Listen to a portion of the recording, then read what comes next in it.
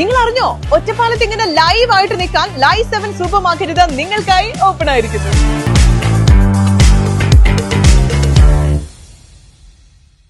അമ്പലപ്പാറ ഗ്രാമപഞ്ചായത്തും ഒറ്റപ്പാലം ജനമൈത്രി പോലീസും സംയുക്തമായി ബോധവൽക്കരണ ക്ലാസ് സംഘടിപ്പിച്ചു.